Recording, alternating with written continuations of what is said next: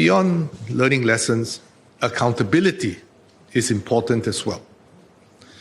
The political office holders overseeing ACRA, as well as the Smart Nation work in MDDI, have overall responsibility for the organizations under their charge.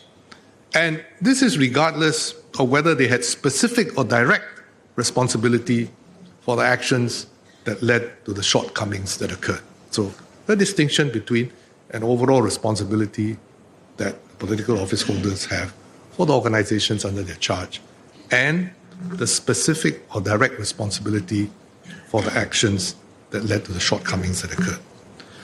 Both Ministers Josephine Teo and Indranee Rajah have publicly accepted this overall responsibility and also apologized for what has happened.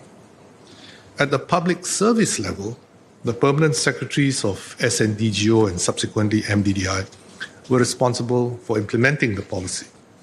The chief executive of ACRA was responsible for the new Bizfile portal's design and implementation. While the panel did not find any evidence of deliberate wrongdoing or willful inaction by the ACRA and MDDI officers involved in this incident, the shortcomings identified, including ACRA's contravention of IM8, should have been avoided. This review panel was not a disciplinary process. While the panel's report serves as a reference, any disciplinary action, if warranted, in relation to individual officers will need to be conducted in accordance with applicable frameworks and processes in the respective public agencies involved, and this is only proper.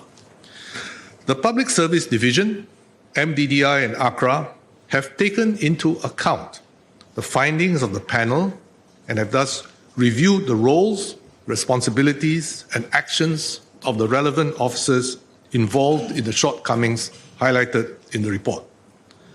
These officers include those whose actions contributed directly to the shortcomings, as well as senior management who were responsible for providing oversight and guidance to the officers and are responsible for the proper functioning of their organizations.